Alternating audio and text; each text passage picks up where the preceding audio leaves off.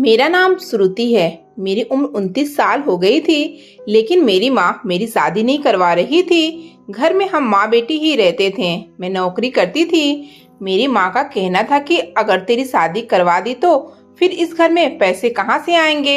ऐसा बहुत से घरों में होता है कि अगर कोई लड़की गलती से कमाने लग जाती है और वो एक रोटी कमाने वाली हो तो फिर उसकी शादी नहीं होती। लेकिन मेरी उम्र बहुत ज्यादा हो रही थी और मेरी उम्र मेरी शक्ल से भी नजर आती थी।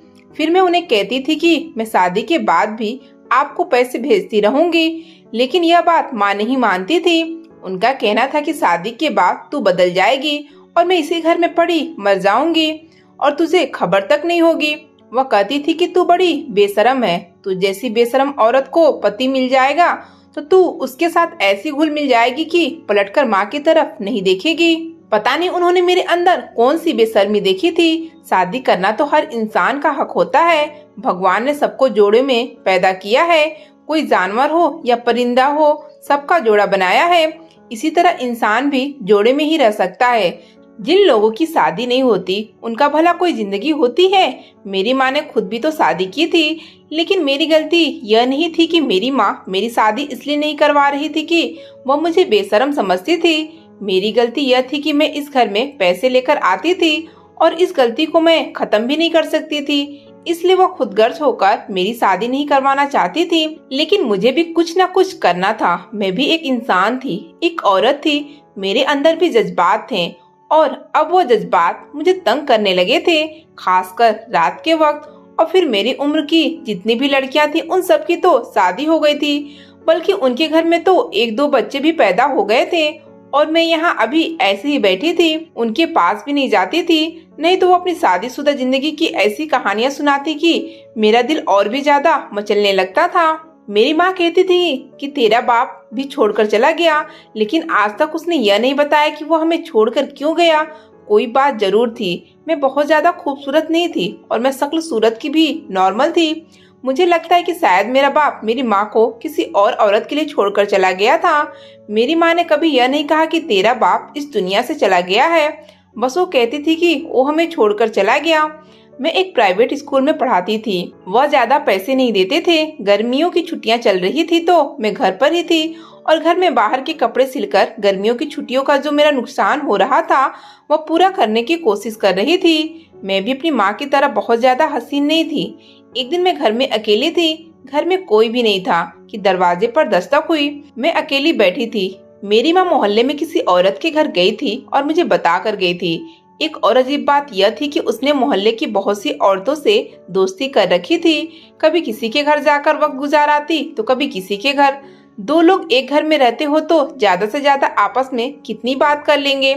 इसलिए वो बाहर निकल जाती थी, लेकिन मुझे कहीं नहीं जाने देती थी। क्योंकि एक दिन मैं अपने एक दोस्त के घर चली गई तो उसने अपने भाई के लिए मेरा रिश्ता मांग लिया था। उस दिन के बाद से मेरी माँ मुझे कहीं जाने भी नहीं देती थी और मैं भी नहीं जाती थी, क्योंकि जैसे ही जाती लोग सबसे पहले मेरी शादी का सवाल करते। मेरी माँ मुझे यह कहकर गई थी कि चूल्हे पर दूध रखा है, उसे देख लेना, लेकिन मैं भूल ही गई थी। मैंने देखा ही नहीं। जब दरवाजे पर दस्तक हुई तो देखा कि दूध तो उबल रहा था। हमारे घर में गैस नहीं था, हम गांव में रहते थे, लकड़ियां जलाया करते थे। मैं जल्दी जल्दी दूध को उतारने गई, लेकिन मेरा हाथ जल गया और दूध मेरे पैर पर गिर गया। इतने में दस्तक हुई थी। जिसने दस्तक दी थी वो मेरी चीख सुनकर अंदर ही भाग आया। मैं बुरी तरह चिल्लाई थी। शायद उसने भी सोचा होगा कि कोई मुसीबत में है, इसलिए वो सीधा अंदर ही चला आया और मेरी मदद करने के लिए मेरी तरफ बढ़ा। मुझे बहुत तकलीफ हो रही थी। मुझे उस वक्त किसी न किसी की मदद की जरूरत तो थी। मुझसे उठा भी नहीं जा रहा था। उसने मुझे उठाया और मेरे पैर पर ठंडा पानी डाला। मुझे काफी सुकून मिला। लेकिन जब मैंने देखा तो मैं हैरान रह गई। वो कोई और नहीं बल्कि कोई भिखारी था। लेकिन उसे भिखारी कहना ठीक नहीं होगा। उसके नैन नक्श बहुत अच्छे थे। उसकी कद काठी भी बहुत अच्छी थी।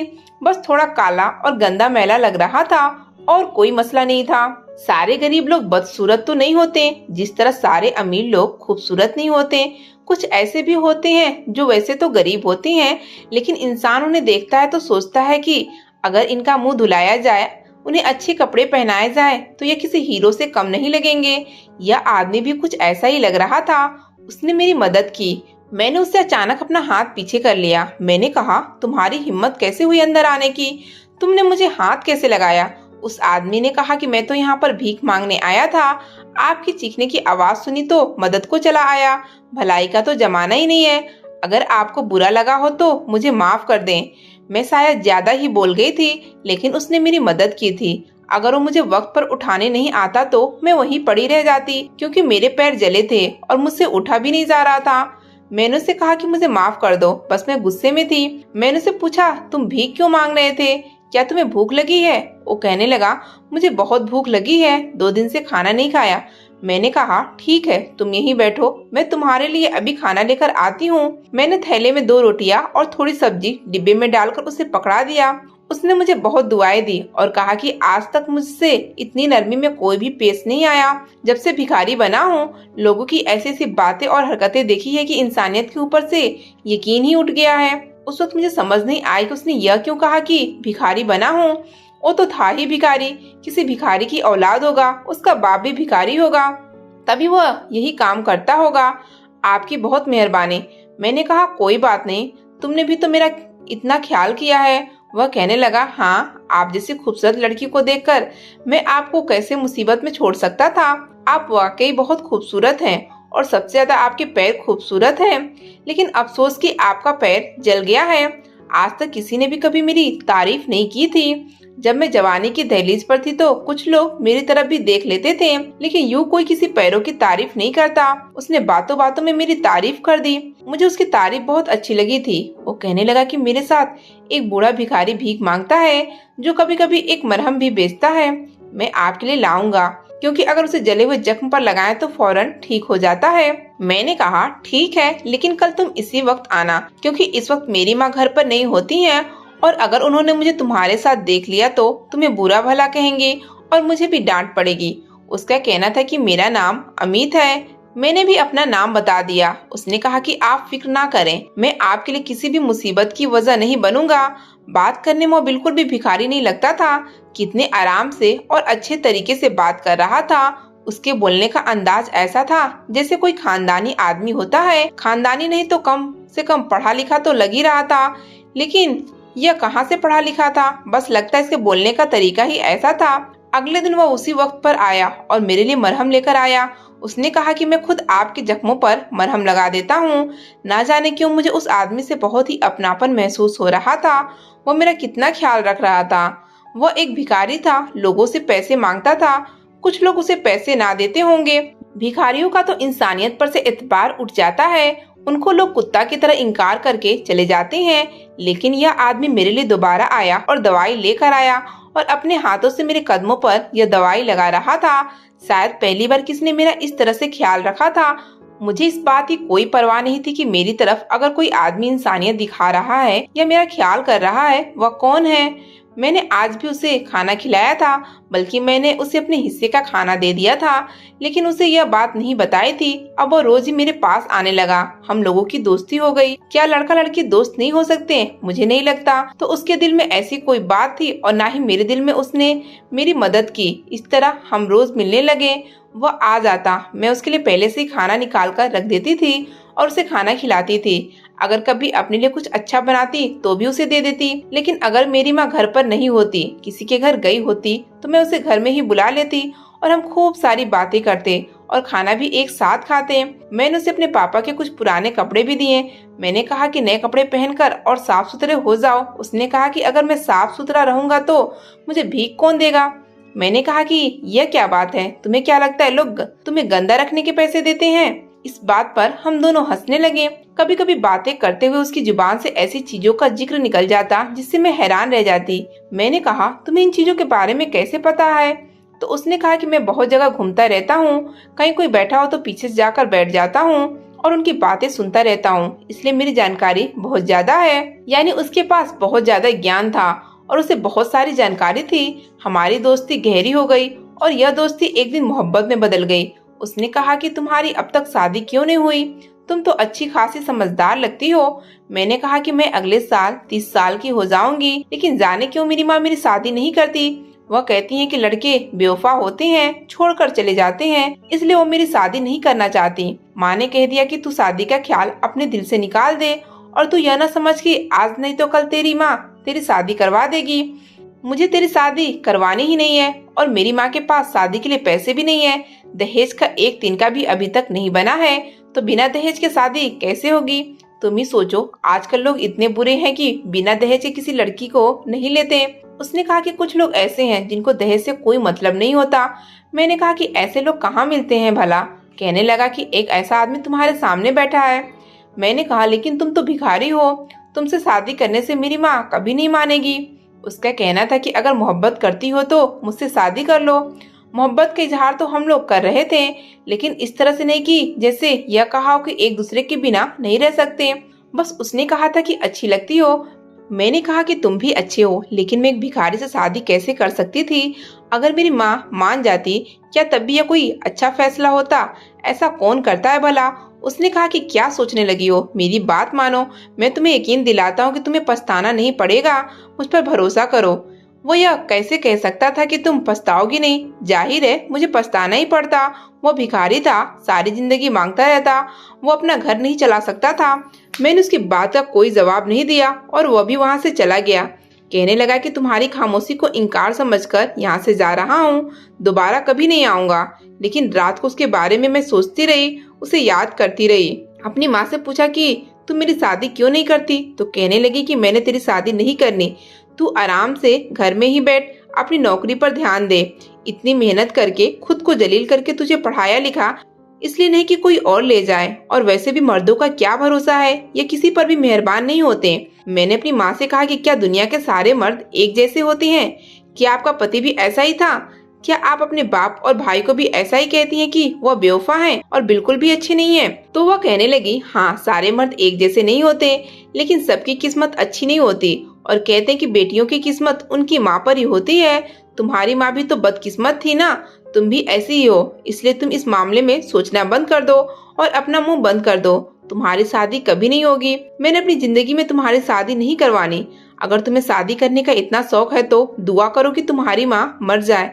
मैंने माँ से कहा कि कैसी बात करती हो, मैं ऐसा क्यों चाहूंगी? जब भी मैं माँ से इस तरह की बात करती तो वो मुझे ऐसे ही जवाब देती। मैं सोच रही थी कि मेरी माँ तो मेरी शादी नहीं करवाएगी, मगर मैं यह भी नहीं चाहती थी कि मैं अपनी माँ के मरने के बाद शादी कर लूं। 2 दिन तक अमित नहीं आया तो मैं बहुत परेशान रही। जाने क्यों मुझे उसकी बहुत यादें आ रही थी। वो जैसा भी था, कम से कम अपनी बात का पक्का तो था, मुझसे मोहब्बत करता था। मैं सोचने लगी कि क्या कभी कोई मुझसे मोहब्बत करेगा? क्या कभी कोई अमीर इंसान जो कोई अच्छी नौकरी करता हो और उसका बड़ा घर हो, क्या वो मुझसे मोहब्बत करेगा? भला उस भिखारी के जरिए ही मुझे मोहब्बत मिली है। मुझे तो मोहब्बत ही चाहिए थी ना। बहुत खुशकिस्मत होते हैं वो लोग जिन्हें मोहब्बत मिलती है, और जब मोहब्बत मिल जाती है तो फिर सब कुछ ठीक हो जाता है। मेरी जितनी भी सहेलियों की शादी हुई थी, उन्होंने भी सिर्फ दौलत ही देखी थी, लेकिन उनमें से कोई भी बहुत ज्यादा खुश नहीं था। कोई कहती कि मुझे वक्त नहीं देता, कोई कहती थी कि मेरा एहसास नहीं करता, तो कोई कहती थी कि उसका किसी और के साथ चक्कर चल रहा है। क्या मुझे अमित जैसी मोहब्बत करने वाला इंसान दोबारा मिल सकता है? यहाँ पर कोई और ऑप्शन तो नहीं लग रहे थे। 2 दिन बाद मुझे अमित दूर से नजर आया। वो मेरे घर पर नहीं आ रहा था, बल्कि सड़क पर कहीं अपने काम में लगा था। मैं अपने घर से बाहर भागी और जाकर उसे रोका।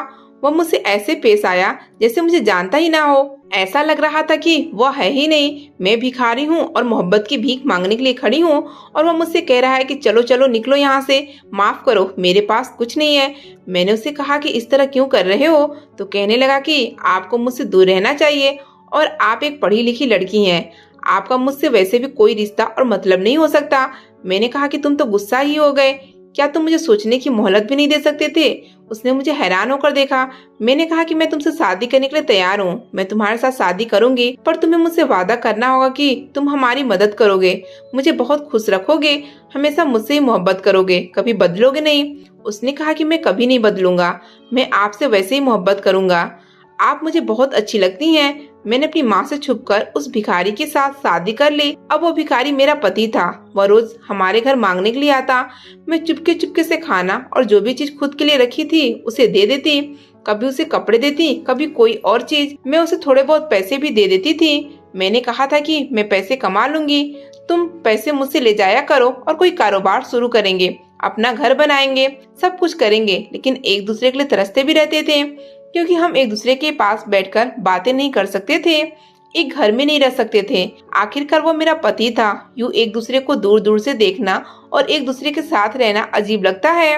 वो भी तब जब शादी हो चुकी है। जब शादी हो जाती है तो फिर दिल में जज्बात बदल जाते हैं। मेरे साथ भी यही हो रहा था और उसके साथ भी हो रहा था। और एक दिन कुछ ऐसा हुआ कि मैं हैरान परेशान रह गई। एक दिन अमित घर आया। उसने अपने थैले में से मुझे कुछ निकाल कर दिया। उसे देखकर मेरे पैरों तले से जमीन खिसक गई। वो 10,000 रुपए थे। मैंने उसे कहा कि यह पैसे तुम कहाँ से लाए? तो वह कहने लगा कि आपको मुझे पैसे देने की जरूरत नहीं है, बल्कि मैं तुम्हें पैसे दिया करूंगा। अभी मुझसे मत पूछो कहाँ से लाए हो, लेकिन मैं रोज इसी तरह पैसे लाया करूंगा। तुम इन पैसों को संभाल कर रखना और अपना दहेज बनाना, क्योंकि वह दहेज कल को हमारे ही काम आएगा। जो भी चीज तुम्हें बनवानी है तुम बनवाओ। फर्नीचर, बेड, किचन का सामान सब कुछ बनाकर पहले ही रखो, और अगर पैसे बच जाएं तो उन्हें अपने पास संभाल कर रखना। मैंने उसे कहा कि तुम कोई गलत काम तो नहीं कर रहे? तो कहने लगा कि मैं भिखारी हूँ, इससे बुरा और क्या काम होगा। फिक्र मत करो, कोई गलत काम नहीं कर रहा।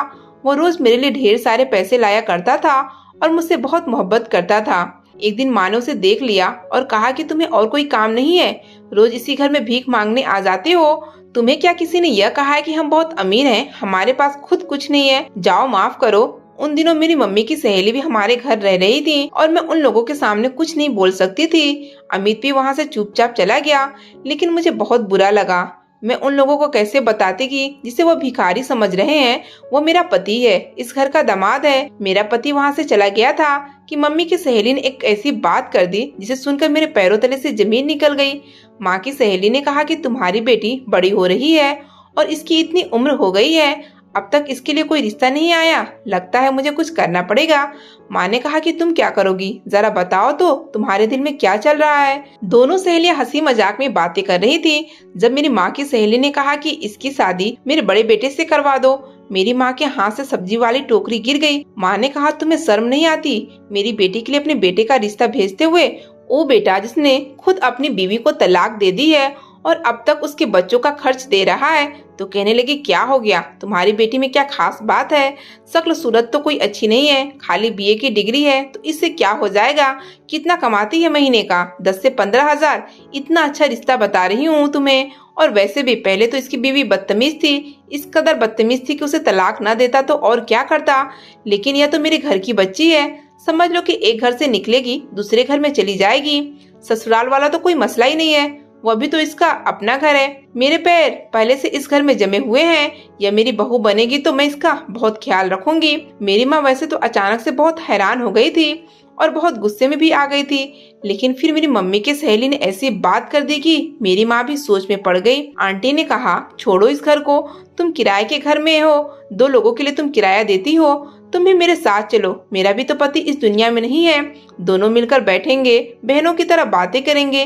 क्या मसला है इसमें? तुम्हें अपनी बेटी से दूर भी नहीं रहना पड़ेगा, तुम्हारी आंखों के सामने ही रहेगी। मेरे घर में छत पर एक कमरा खाली है, तुम्हारे रहने का इंतजाम कर दूंगी। और हैरानी की क्या जरूरत है, इस घर में जो भी सामान है वो सारा सामान उठाकर उधर आ जाओ। मेरी मम्मी की सहेली तो जैसे कोई जादूगरनी थी, उसने मेरी माँ की दुखती रग पर हाथ रख दिया था कि मेरी माँ को भी अकेला नहीं रहना पड़े और उन्हें दहेज भी नहीं बनाना पड़े और शादी भी आराम से हो जाएगी।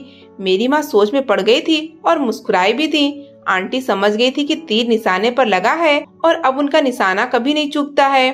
वो अपने नकारा और बददिमाग बेटे के लिए मेरा रिश्ता लेना चाहती थी, लेकिन मैं उन लोगों को क्या बताती कि मैं तो पहले ही शादी कर चुकी थी और शादी पर शादी नहीं हो सकती है। आंटी घर से चली गई तो मैंने अपनी माँ से कहा कि मुझे शादी नहीं करनी। अच्छा, पहले तो शादी के लिए शोर डालकर बैठी थी, मेरी शादी करवा दो। अब जब इतना अच्छा रिश्ता मिल गया है जिसमें सब कुछ हमारी पसंद से है, दहेज भी नहीं देना पड़ेगा, तो फिर तुम कह रही हो कि मुझे शादी नहीं करनी। मैं कहती हूँ कि मैंने बिल्कुल शादी नहीं करनी, मैं नहीं करूँगी शादी। आप मुझे जान से मार दें लेकिन मैं शादी नहीं कर सकती। माँ ने मुझे हैरान होकर देखा और मेरे शब्द पर गौर करने लगी। कहने लगी तुमने यह क्यों कहा कि मैं शादी नहीं कर सकती, इससे तुम्हारा क्या मतलब है? मैंने कहा कि मैंने कुछ भी बोल दिया होगा, बस मुझे शादी नहीं करनी। मैं अमित को यह बात बताना चाहती थी कि जो भी करना है जल्दी करो, किसी दिन साफ सुथरा होकर हमारे घर आओ और मैं अपनी माँ से झूठ बोल दूंगी कि वह हकीकत में भिखारी नहीं है। मैं कुछ भी कर लूंगी, लेकिन वो मेरे घर आए और आकर मेरा रिश्ता मांगे। लेकिन अमित को आज 7वां दिन था कि वो मेरे घर आया ही नहीं। मैं बहुत ज्यादा परेशान हो चुकी थी। मुझे समझ नहीं आ रहा था कि मैं क्या करूं। क्या वो मुझे धोखा देकर तो नहीं चला गया? लेकिन यह कैसा धोखा था कि उसने अपने पैसे मेरे हवाले कर दिए थे। नहीं, उसने मुझे धोखा नहीं दिया था।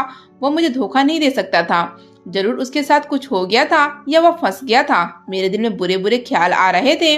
कुछ समझ नहीं आ रहा था कि क्या करूं। एक दिन मैं घर में अकेली थी। मेरी माँ भी घर पर नहीं थी कि अमित आ गया। मैंने उसे देखते ही फुट फुट कर रोना शुरू कर दिया। मैंने कहा कि 7 दिन से मेरी जान निकल गई थी। तुम पता नहीं कहाँ रह गए थे। क्या हो गया है तुम्हें? वो कहने लगा कि मैं बिल्कुल ठीक हूँ, बस एक मुसीबत में फंस गया था। तुम्हें बाद में आराम से बताऊंगा। अमित को देखती मैंने उसका हाथ पकड़कर उसे घर के अंदर खींच लिया, क्योंकि मेरी माँ घर पर नहीं थी। मैंने कहा कि मुझे तुमसे बहुत जरूरी बात करनी है, लेकिन वह जरूरी बात को बिल्कुल भी नहीं समझ रहा था और कहने लगा कि हाँ, मुझे भी तुम्हें कुछ दिखाना है। उसने थैले में हाथ डाला। वह जरूर वहाँ से पैसे निकालने लगा था, लेकिन मुझे आज पैसों से ज्यादा जरूरी बात करनी थी। मैंने कहा कि पहले मेरी बात सुनो, मुझे पैसे नहीं चाहिए, यह पैसे तुम अपने पास ही रखो। लेकिन कुछ बहुत बुरा हो गया है और अब हमें यह सब बाकी सबको बताना होगा। लेकिन वो मेरी बात नहीं सुन रहा था। फिर उसने एक ऐसी चीज निकाली जिसे देखकर मेरे पैरों तले से जमीन निकल गई और मैंने उससे एक ही शब्द कहा कि मुझे तलाक दे दो। उसने थैले में से एक तस्वीर निकाली थी और कहा था कि यह मेरे बाप की है, क्योंकि वह तस्वीर और किसी की नहीं बल्कि मेरे अपने ही बाप की थी। इसका मतलब था कि वह मेरा भाई था और मैं उससे शादी कर बैठी थी। मुझसे बहुत बड़ा गुनाह हो गया था और उसका एक ही हल था कि मुझे तलाक दे दी जाए। जब मैंने तलाक की बात की तो वह हैरान और परेशान रह गया और कहने लगा कि तुम ऐसा क्यों कह रही हो। फिर मैंने चिल्लाकर कहा कि यह मेरा बाप है, मैं इसकी बेटी हूँ। और अमित ने यह तक कह दिया कि नहीं, यह मेरा बाप है। मैंने कहा कि यह मेरे पापा हैं और मैं इसी की बेटी हूँ। मुझे कुछ समझ में नहीं आ रहा था। मेरे कानों से धुएं निकल रहे थे। दिल की धड़कन कानों में सुनाई दे रही थी। दिल कांप रहा था। अमित की हालत भी ऐसी हो गई थी क्योंकि हम एक दूसरे के भाई बहन थे। मैं बुरी तरह रो रही थी। मुझे कुछ समझ नहीं आ रहा था। अमित ने कहा कि मेरे साथ चलो। वो मुझे मेरे पापा के पास ले गया। जब मैंने पापा को देखा तो फूट फूट कर रोने लगी और उनसे गले लगना चाहा, लेकिन मेरे पापा ने मुझे हाथ के इशारे से रोक दिया और कहा कि इस लड़की को यहाँ से फौरन ले जाओ। अमित भिखारी नहीं था, बल्कि वह भिखारी बनने का नाटक कर रहा था। वह एक प्राइवेट जासूस था और एक बहुत अच्छे घर में रहता था। मैंने कहा कि मैं आपकी बेटी हूँ। तुम और मेरी बेटी? यह तुम्हें किसने कहा? यह मेरी बेटी बिल्कुल भी नहीं है। मैंने कहा कि मैं आपकी ही बेटी हूँ। आपने मुझे और अपनी बीवी को छोड़ दिया था और यहाँ बड़े घर में रहते हैं और हम एक गंदे से घर में मुश्किल से अपनी 2 वक्त की रोटी पूरी कर रहे हैं। आपको हमारा कोई एहसास नहीं है? फिर मेरे पापा ने मुझे एक ऐसी बात बताई कि मेरे पैरों तले से जमीन निकल गई और मेरे सर से आसमान भी उठ गया। मेरे पापा ने कहा कि तुम्हारी माँ मेरी मंगेतर थी। हम लोग एक दूसरे से मोहब्बत करते थे, लेकिन शादी से पहले मुझे यह पता चला कि वो किसी और से शादी कर चुकी है और उसकी गोद में किसी और का बच्चा है। उसने किसी और से चक्कर चला रखा था और मुझे धोखा दिया था। इसलिए मैंने कभी भी उससे शादी नहीं की थी, बल्कि उसे कह दिया था कि वो अपने रास्ते चली जाए और मैं अपने रास्ते चला गया। मैंने उसकी तरफ कभी भी नहीं देखा। तुम उसकी बेटी जरूर हो, लेकिन मैं तुम्हारा बाप नहीं हूँ। मैं उस गांव को छोड़कर शहर में आ गया और यहाँ शादी कर ली। यह मेरा बेटा है, इसका नाम अमित है। यह एक जासूस है, इसलिए यहाँ भिखारी बनकर अपना काम अंजाम दे रहा है। उसने मुझे कहा कि इसे किसी लड़की से मोहब्बत हो गई है और उसने उससे शादी कर ली है। अगर वो लड़की तुम हो तो मैं तुम्हें कभी भी बहू कबूल नहीं करूंगा, क्योंकि जैसी माँ वैसी बेटी, तुम भी वैसा ही करोगी। मैं तो अब भी सदमे से गुजर रही थी कि मेरा पति बोला कि ऐसा कुछ नहीं है, मैं इस लड़की से मोहब्बत करता हूँ। मेरे पापा ने कहा जो लड़की एक भिखारी से शादी कर सकती है और क्या नहीं कर सकती। घर आए भिखारी से उसने शादी कर ली तो कल को क्या करेगी। मेरे पति ने कहा कि आप इस मामले को दूसरी तरफ से देख रहे हैं। मैं दूसरी तरफ से कह रहा हूँ कि इस लड़की ने एक भिखारी से शादी कर ली। इसका मतलब है कि इसे दौलत और शोहरत से कोई मतलब नहीं है। इसे मोहब्बत थी मुझसे। अगर आप इसे बहू कबूल नहीं करेंगे तो मैं घर छोड़कर चला जाऊंगा। बाप बेटे में लड़ाई शुरू हो गई, जबकि मैं अपने ही दुख में बैठी थी। मैं वापस घर आई। मुझे अमित ने कहा था कि मैं रिश्ता लेकर आऊंगा और तुम्हें तरीके से विदाई करके ले जाएंगे। मैंने अपनी माँ को सब कुछ बता दिया तो मेरी माँ ने मेरे मुंह पर थप्पड़ मारा और कहा कि तुझे शर्म नहीं आती मेरी पीठ पीछे ये सब करते हुए। मैंने अपनी माँ को हकीकत बताई कि आपने भी तो यही सब किया था। मेरी माँ ने सिर झुका लिया। मैंने कहा कि आप सारी जिंदगी मुझसे झूठ बोलती रही कि तेरा बाप हमें छोड़कर चला गया। अब आप मुझे यह बता दें कि मेरा असली बाप कौन है। मेरी माँ ने कहा कि वह इस दुनिया में नहीं है। मैंने कहा कि मैंने आपकी तरह कोई गलत काम नहीं किया, शादी की है, और वह भी उस आदमी से जिससे मैं मोहब्बत करती हूँ। अब आपको मुझे विदा करना ही होगा। मेरी माँ चुप हो गई। वो कुछ नहीं कर सकती थी, लेकिन मैं अपनी माँ को छोड़कर भी नहीं जा सकती थी और इस घर में भी नहीं रह सकती थी जहाँ उनका बुरा आशिक रहता है। समझ नहीं आता कि क्या करूँ। यहाँ पर अमित ने मेरी बहुत बड़ी मुश्किल दूर कर दी। उसने कहा कि हम अलग रहेंगे क्योंकि मेरे 2 भाई और भी हैं। मैं नहीं चाहता कि तुम्हारी जिंदगी ताने सुनते गुजरे। तुम्हारी माँ हमारे साथ रह सकती हैं। अमित ने मुझे और मेरी माँ को एक अलग घर में रखा और हम लोग यहाँ खुशी खुशी रहते हैं। अमित आज भी मुझ पर इस बात के लिए नाज करता है कि तुमने बिना कुछ देखे मुझसे शादी कर ली। तुम मुझसे मोहब्बत करती हो और यही मेरा गुरूर है। दोस्तों, वीडियो कैसी लगी कमेंट करके जरूर बताएं। वीडियो को लाइक करें और चैनल को सब्सक्राइब जरूर करें।